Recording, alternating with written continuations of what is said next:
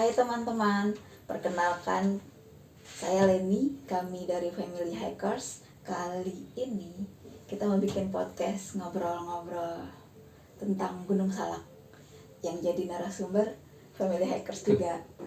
Narasumber kita juga sama Kita juga yang suka tektokan ke Gunung Salak. Joko.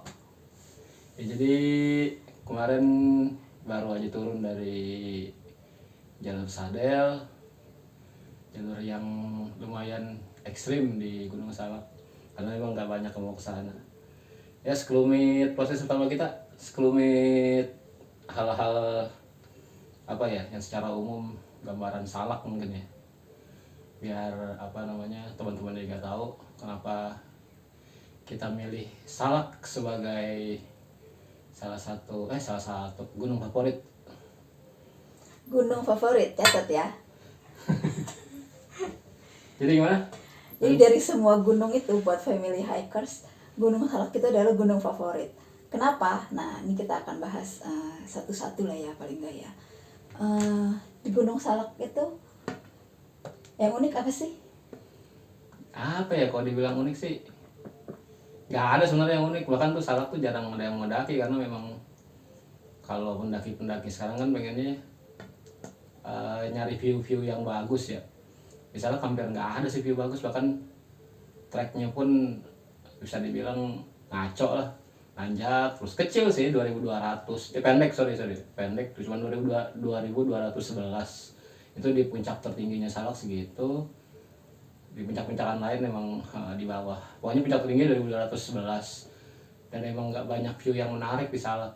Cuman memang lebih cocok ke melatih ini aja sih, fisik dan mental mungkin ya, karena di Salak sendiri itu kontur trekkingnya dan area-area juga sebenarnya prototipe dari yang akan kita temui di outdoor gitu loh.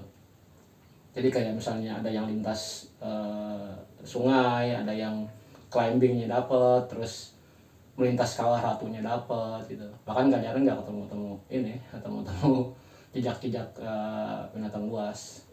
Sedikit lah yang berbau mistis lah. Binatang buas apa nih?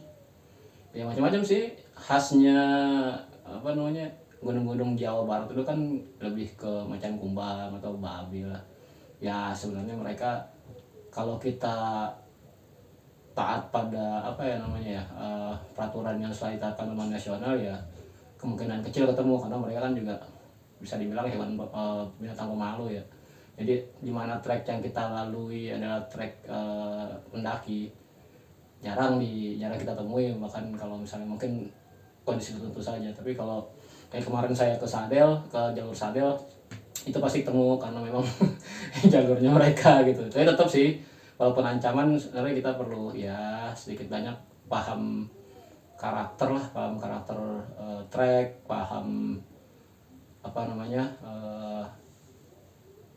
ya habitnya binatang yang kita temui di hutan itu seperti apa gitu. Pengetahuan tentang kebiasaan mereka ya perlu kita pelajari juga. Itu sih. Misal? Ya contohnya mereka nggak bakal melalui jalur yang sudah dilalui banyak orang gitu, biasanya itu. Terus ya poinnya itulah, kalau misalnya area mereka nggak terganggu ya nggak bakal mereka memunculkan diri gitu. Kalau masalahnya kayak misalnya jalur pendakian sebenarnya ditetapin ya, kayak misalnya jalur kalau Salak sendiri jalur Cimelati atau Pasir Rengit dan Cidahu. Nah ketika Taman Nasional menetapkan itu sebagai jalur pendakian, ya itu sebenarnya langkah antisipatif kalau kita tuh nggak kemungkinan kecil ketemu mereka gitu, ketemu binatang buas. Makanya ditetapkan jalur itu. Di luar jalur itu kan mereka nggak tahu menjawab. Namanya bisa jadi sekarang istilahnya kan jalur ilegal ya. Itu aja sih. Berarti Sadel kemarin? Nah Sadel jalur ilegal, jangan dicontoh.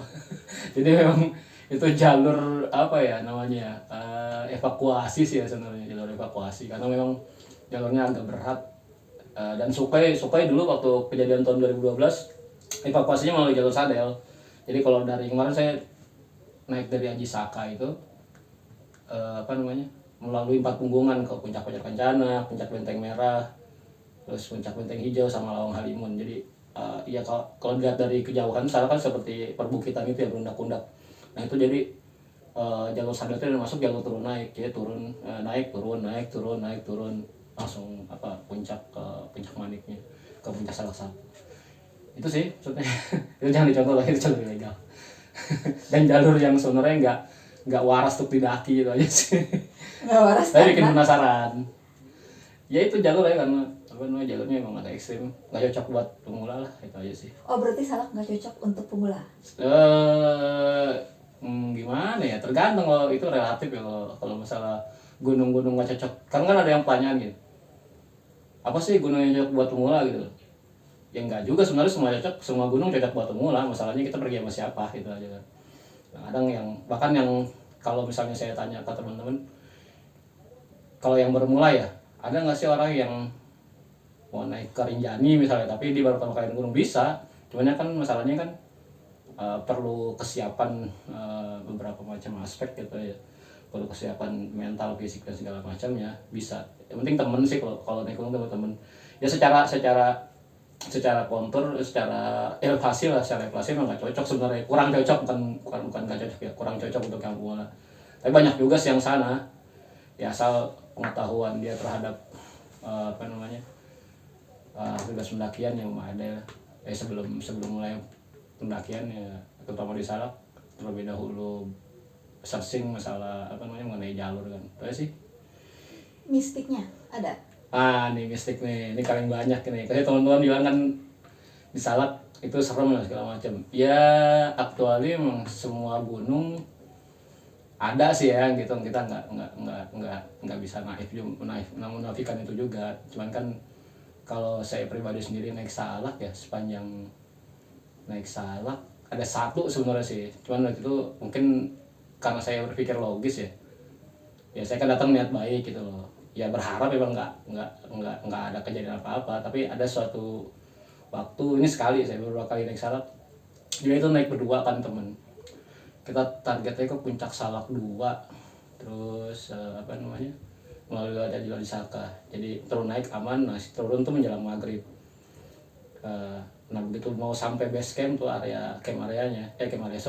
base camp registrasi, saya sama teman saya berdua, kebetulan saya kalau memang di sebagian besar perjalanan selalu di posisi paling belakang, sweeper lah istilahnya. Jadi begitu pas turun, kebetulan kira-kira 20 meter itu ada petilasan. Menjelang petilasan, saya ngelihat teman saya depan tuh ada melintas dari sisi sebelah kanan. Yang saya lihat itu pokoknya ada yang melayang, mata merah, outfitnya putih. Karena saya berikan logis, saya pikir saya mungkin dehidrasi kan. Ya udahlah, saya juga nggak cerita sama teman saya kalau ada sesuatu yang dari arah sebelah kanan yang nabrak dia. Ya udahlah, saya nggak cerita itu. Nah selang 2 hari kemudian tiba-tiba saya di WhatsApp sama teman kan. Teman bilang, yang kemarin naik bareng. Ya, teman naik bareng, perempuan. Saya di WhatsApp gini, kok baru kali ini ya gue naik Salak sebelah kanan gue sakit gitu. Serius loh? saya balikin begitu. Iya bener, baru kali ini gue naik Salak seumur umur, sebelah kanan gue nih kok masa pegel gitu. Akhirnya ceritain lah yang tadi, kalau teman saya tuh ditabrak sama ya itu makhluk yang saya lihat. Ya entah percaya atau enggak ya, jelas ya itu sih pengalaman paling itu aja. Pengalaman Terus itu dia nggak apa-apa? Ya enggak, cuman sekedar pegel aja, kayak ada yang nabrak gitu. Jadi just itu aja, enggak ada yang aneh-aneh seperti mungkin podcast lain yang sampai di bangkunya terlaluan lah, dari berangkat terus di tenda digoyang-goyang terus turun ketemu lagi saya pulang. Nah itu mah enggak sih, enggak seperti itu. Ada cuman enggak terlalu berlebihan ganggunya gitu. Bahkan beberapa apa ya namanya, beberapa kejadian-kejadian yang dibilang kesurupan enggak juga sih, kalau kita kenali jenisnya ya, jenis gangguannya bisa jadi itu bagian dari hipotermia atau ya mungkin lain hal lah, tanpa menafikan itu mistis sih. Ada tapi tidak berlebihan ya. Ada tapi nggak berlebihan ya, lebih tepatnya itulah, lebih tepatnya di Salak sendiri sebenarnya ada makam juga kan.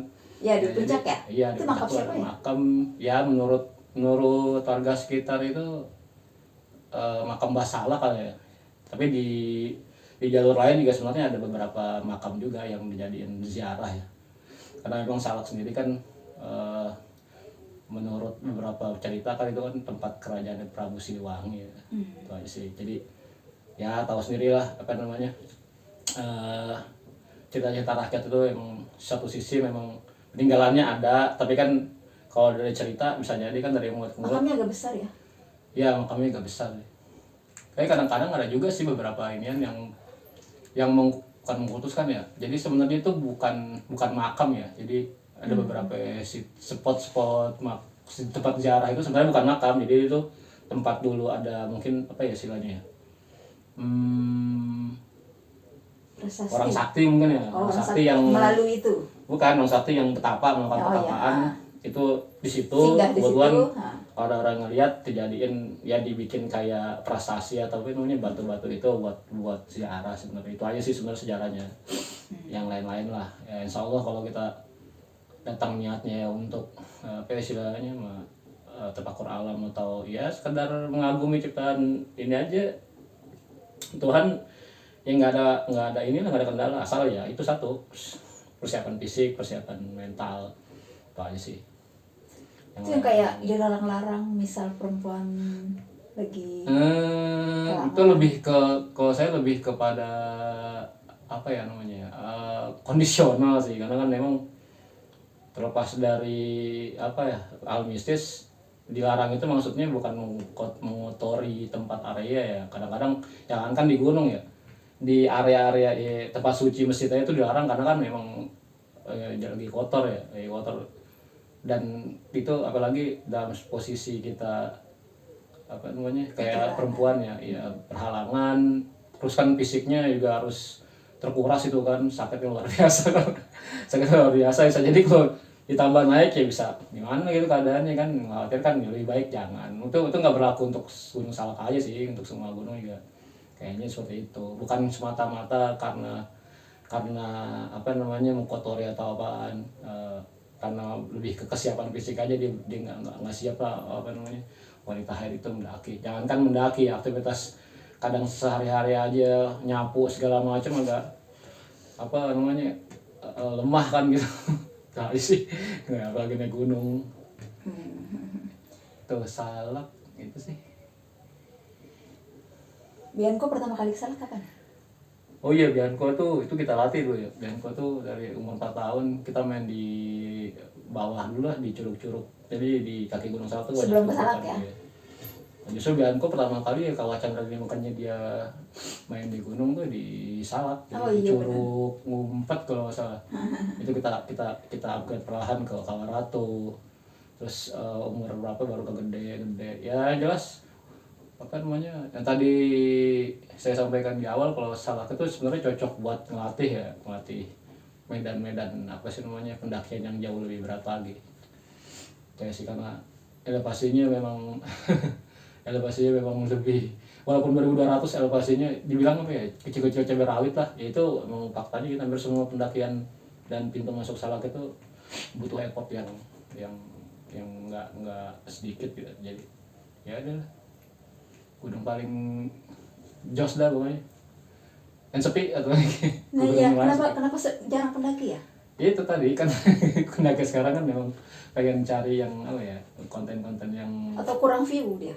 iya itu dia jadi beberapa ada yang kadang-kadang keberuntungan aja sih atau kemampuan dia untuk membaca perkiraan cuaca itu memang harus punya juga pada saat-saat tertentu memang Salak beberapa minggu yang lalu contohnya minggu lalu tuh jadi langit kan lumayan cerah ya di area sana dengan biru nah itu cocok tuh kemarin tuh banyak yang dapat view bagus tapi belakangan Salak lebih didominasi dengan kabut dengan hujan biasanya kayak dominasi itu asal ke Salak katanya gue asal ke Salak pasti hujan iya itu kalau hujan deh parah kita pernah ngalamin juga kan itu kan ngalamin juga karena kayaknya kan estimasi kita naik gunung ya jadi kalau kita naik misalnya 6 jam berapa itu jam? Berarti turunnya itu biasanya tereduksi sekitar ya 80%. Istilahnya kita naik 6 harusnya turun 5. Jadi kemarin waktu pada saat kita pernah naik tuh, kita tektokan ya. Tahun berapa Itu nih? kita naik 2 tahun 3 tahun yang lalu lah. Kita naik jam 8 sampai puncak itu jam 2, dan ekspektasi kita itu sampai bawah itu harusnya sebelum maghrib kan. Ya. Ternyata hujan sampai bawah, ternyata setengah 9. Hujan-hujanan Gelapan, dan terus. kita cuma bertiga di jalur. Kagak ada siapa-siapa, hujan-hujanan, gelap, Nah. sesuatu. Itu dia, hujan parah di Salak. Nggak ada tempat buat teduh juga kan, karena memang area datarannya tuh nggak banyak menyediakan area dataran. Dan mengkhawatirkan kalau keluar jalur ya. Keluar jalur dikit aja. Nah, hujan-hujan gak gelap, minggir dari jalur dikit. Nah, yang kayak gitu kayaknya yang ditakutin ya dari Salak ya. Ah iya, benar. Itu sih ditakutin teman. Makanya saya kalau suka kadang-kadang sering bawel sama pendaki-pendaki yang apa ya namanya ya, yang naik itu udah sebenarnya dia out of time ya, dari apa namanya, fungsi saya buat ngingatin sebenarnya, maksud saya buat ngingetin kalau pendakian nanti aja lah, next time gitu, karena sangat riskan kalau maksakan untuk puncak terus turun lagi dengan limit waktu yang kadang-kadang jam 3 tuh mereka baru sampai puncak setengah 4. Itu pasti bahkan trail runner pun pasti bakal kegelapan, pasti bakal mengalami apa namanya, ada turunnya pasti gelap. Itu kan bahaya kan kalau kita nggak prepare sedemikian rupa. Ya udah, itu makin lama. Jadi kita syukur-syukur sih nggak hujan ya. Kalau hujan ya saya nggak tahu dah. Soalnya dulu pernah juga tuh di belakang kita udah hujan, kita udah turun jam 7, itu bahkan jam 9 belum nyampe dia. Karena itu maksain ke puncak pada saat memang timingnya tuh enggak. Kita di bawah malah khawatir ya. Iya, kita memang khawatir kan. Sampai kita evakuasi ya.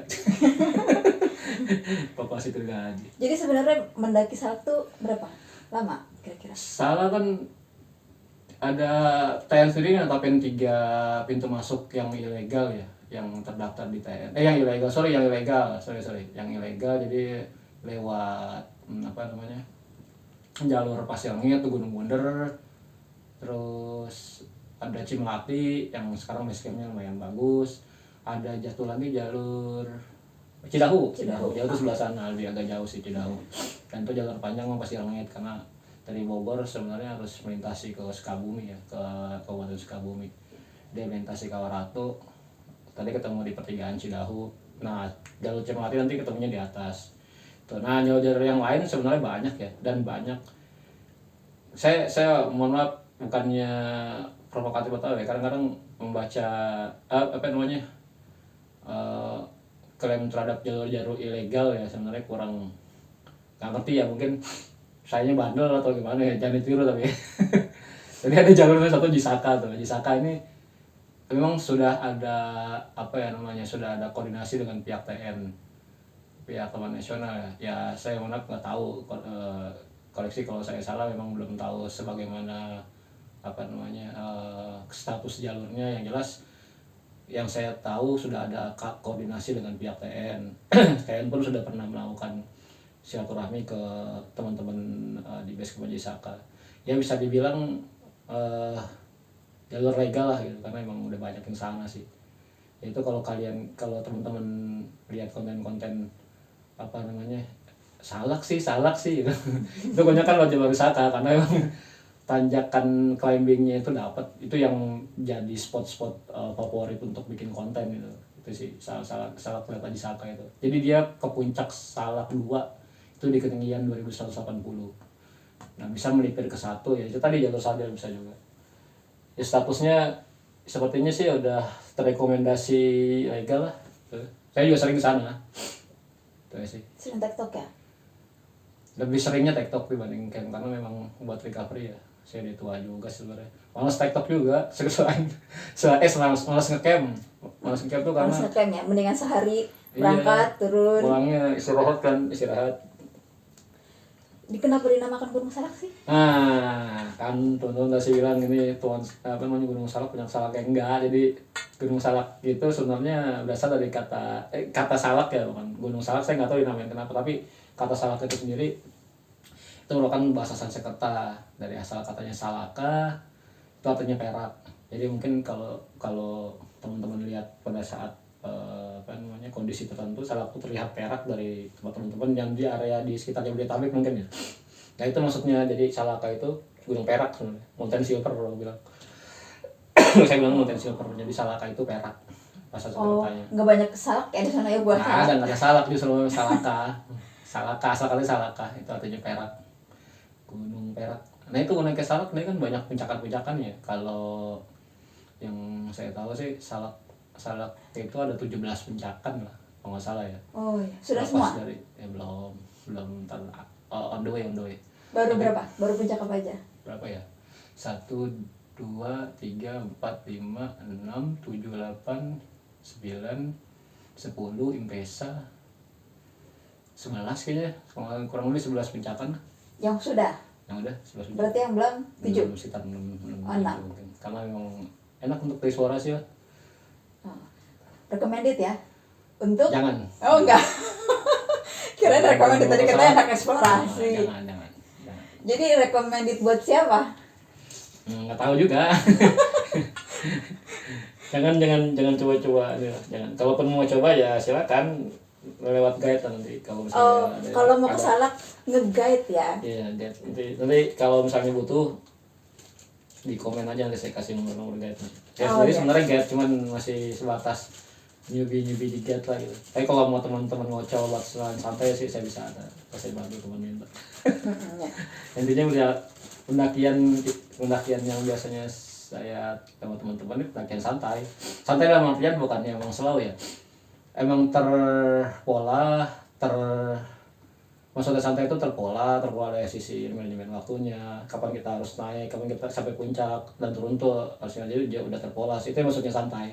Tetap jalan tetap santai cuman Jadi bukan ngejar puncak ya gitu. Misalkan jam sekian nggak Iya. kejar, ya udah turun gitu. Cuma Jangan sama maksa saya. gitu Berapa ya. kali juga saya nggak pernah ingin puncak. Lagi pengen kangen aja ke Salak, ya udah Salak. Bahkan cuma sampai pos 3 turun lagi pernah. Saya pos 4 turun lagi pernah itu. Itu aja, jadi ya udah nggak terus sama puncak. Cuman karena itu jalurnya tuh apa ya? Ya bikin kangen lah. Karena selain itu juga salah satu dekat sih, dekat dan murah. Dari yang lain. Kalau teman-teman ngelihat kita family hikers yang naik gunung, itu kosnya sebenarnya ya, bukan kita banyak duit loh. Jadi kita nyari yang kos minimal mungkin gitu. Kayak masuk Salak kalau kita paling spend cost berapa ya? Cuma 200 paling maksimal kita bertiga. Bertiga. Itu kan cuma 200 ya. 200 kan kurang tuh, udah makan, udah sambil makan kan, sama makan, ya registrasi juga. Ya itu, hanya emang ya spend costnya murah karena kita banyak duit, karena pengen jalan aja. Pengen jalan enak, menantang, memacu adrenalin ya kalau ke Salak ya. Jadi nggak kayak cuman ya udah nanjak pelan-pelan, nggak gitu. Itu pasti di setiap jalan, meskipun kita selalu naik itu beberapa kali tektok pun selalu ketemu hal yang membuat jadi tantangan. Unik banget aja. Unik ya. Itu berarti di situ uniknya. Unik Salak itu unik. Oke. Itu tapi kita bukan ambasador Salak ya. Sering sana aja. Latihan sebelum gunung-gunung yang lebih berat. Iya, kalau mau ke tempat lain biasanya kita latihannya 2 minggu sebelumnya gitu kan. Salah Dulu. Masih salah. Iya. Buat kebiasaan. Biar enak. Oke, ada lagi? Ya kalau Bunda sendiri gimana? Salak mantannya? Justru malahnya ke Salak tuh ini gimana ya? Justru karena dia sepi, jadi enak. Jadi kalau ketemu gunung yang rame itu kayaknya kayak Yang nikmatin ini ya, iya, kontemplasi. ada yang kurang otomatis. Jadi kalau misalkan ke Salak sepi gitu kan, sunyi. Makanya maksudnya kalau misalkan justru takut karena sepi, justru kan harusnya kita ke gunung itu nyarinya itu gitu loh. Nyari sepinya, sunyinya gitu kan. Justru keheningannya itu yang kita cari, dan di situ nikmatnya.